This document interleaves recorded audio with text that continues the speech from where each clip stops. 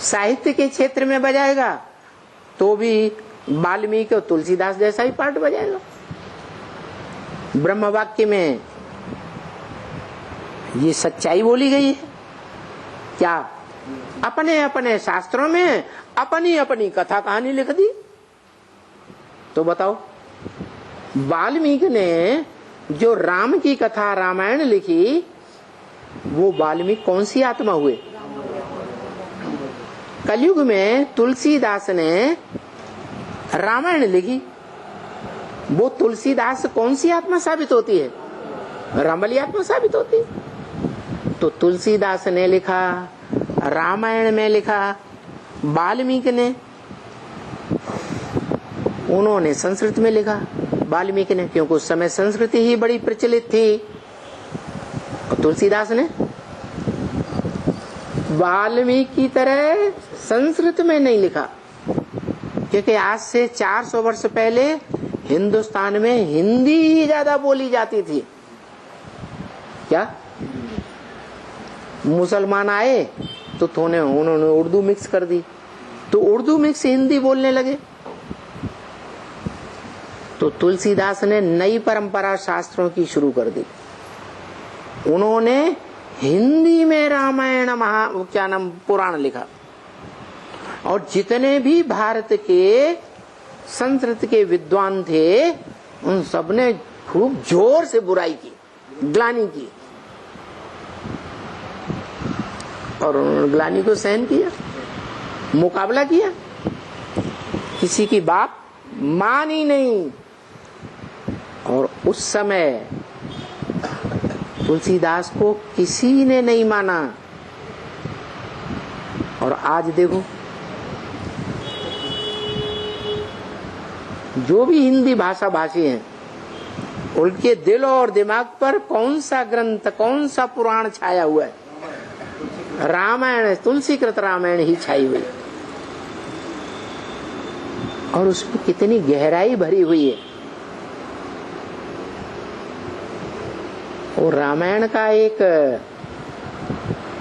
चौपाई है,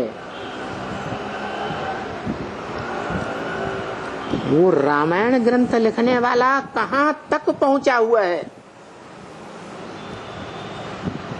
वो जो असली वेदवाणी है, उन वेदों की बात नहीं कर रहे हैं जो मनुष्यों ने, ऋषियों ने लिखे थे। वो भगवान ने नहीं लिखे, ब्रह्मा ने नहीं लिखे। उनमें नाम पड़ता है वेद व्यास, दाढ़ी मूंछ वाला मनुष्य था। वेदों का नाम के पीछे वेद व्यास जुड़ा हुआ है। हम उन वेदवाणी की बातें कर रहे हैं जो स्वयं भगवान आकर के जिसमें प्रवेश करते हैं, उसका नाम ब्रह्मा रखते हैं। उस ब्रह्मा के मुख से निकली असली वेदवाणी की बात कर रहे हैं। उस वेदवाणी में है ये बात जो तुलसीदास जी ने बताई थी। जे ही जानो ते ही देव जनाई, जानत तुम्हें ही हुई जाई। किसने बोला? तुलसीदास ने बोला। किसको बोला? अपने भगवान को बोला। क्या बोला? बोला जे ही जानो, तुम जिसको जानते हो, तुम जिसको जानते हो, जे ही जानो ते ही देव जनाई, उसको तुम जानकारी दे देते हो। वो खुद जानकार नहीं है, वो अज्ञानी है, लेकिन तुम उसको जानते हो। अज्ञानी तो सारा संसार है, लेकिन तुम सारे संसार का तुम्हारे से कनेक्शन नहीं है। क्यों? कि सारे संसार की जो भी प्राणी मात्र हैं, मनुष्य आत्माएं हैं, वो तीनों कालों में चक्कर नहीं लगाती। और तुम तो त्रिकालदर्शी हो, तो तुम्हारा कनेक्शन किससे है?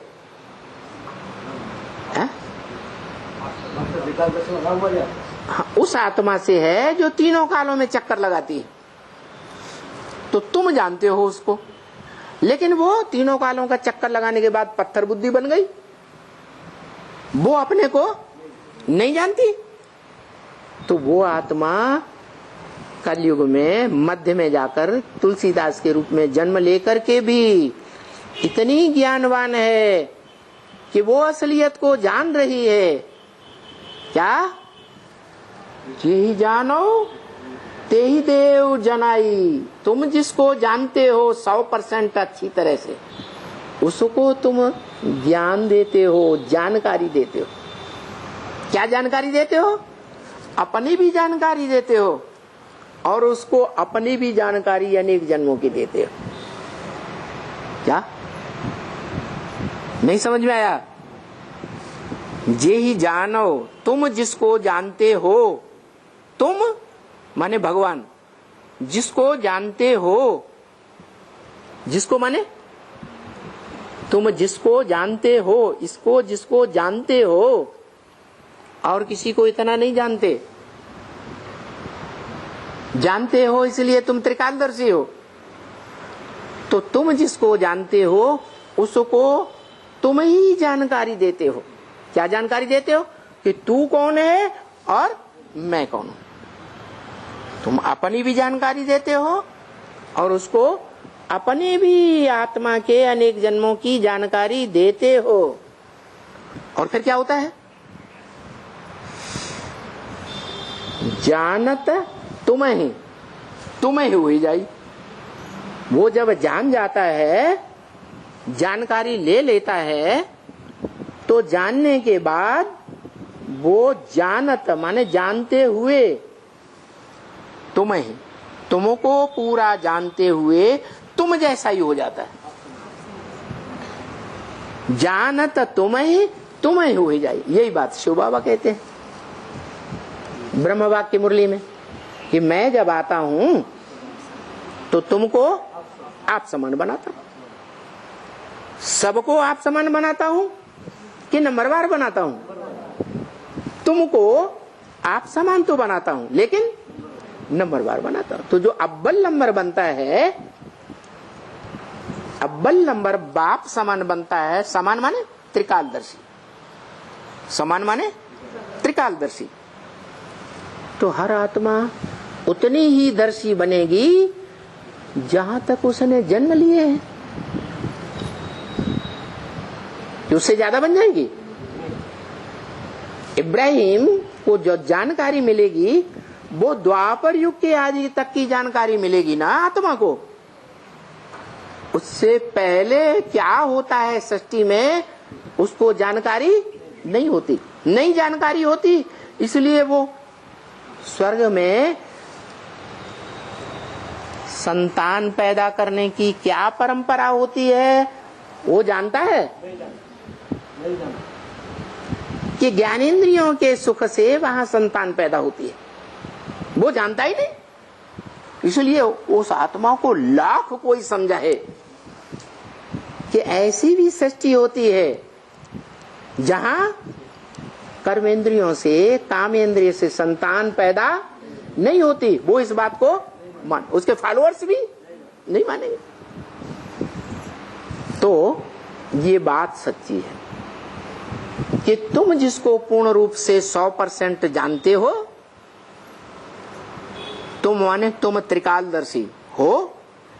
तुम जिसको जानते हो तीनों काल के रूप में उसको तुम जानकारी दे देते हो, उसकी अपनी भी जानकारी देते हो कि तुम तीनों काल में इस सृष्टि पर क्या हो? अविनाशी हो। तुम अविनाशी हो, इसलिए इस सृष्टि रूपी रंगमंच पर रिहर्सल काल में जब आता हूं मैं तो अविनाशी रुद्र ज्ञान यज्ञ कुंड की रचना करता हूं। कैसा ज्ञान? अविनाशी रुद्र ज्ञान यज्ञ, जिसका कभी विनाश होता ही नहीं। तो जब यज्ञ का विनाश नहीं हो सकता तो जो रुद्र नाम पड़ा, यज्ञ का नाम पड़ा, क्या पड़ा? रुद्र ज्ञान यज्ञ। तो जो रुद्र के द्वारा यज्ञ शुरू हुआ उसका विनाश होगा? वो भी अविनाशी, ज्ञान भी अविनाशी और ज्ञान दाता भी अविनाशी। तो वो त्रिकालदर्शी तीनों काल में पार्ट बजाने वाले को आकर के ज्ञान देता है। अखूट ज्ञान का भंडार देता है। मनुष्य सृष्टि में, मनुष्य मात्र में जो सबसे बड़ा मनुष्य है, लंबी ते लंबी आयु वाला, उस बड़े बच्चे को ज्ञान देता है, वर्षा देता है। निराकार आत्माओं का निराकार बाप निराकार बच्चों में से अव्वल नंबर जो आदम कहा जाता है, एडम, उसको आकर के ज्ञान का वर्षा देता है। दूसरा कोई जान ही नहीं सकता कि ज्ञान क्या है। बेसिक में जानेंगे, हम आत्मा, तुम हो आत्मा, आपस में भाई भाई, बस खत्म। कौन सी आत्मा, ये कोई नहीं जान सकता। 80 साल हो गए, अभी भी कोई नहीं जानता। वो एक जानेगा, अपने को भी जानेगा और अपने बच्चों को भी।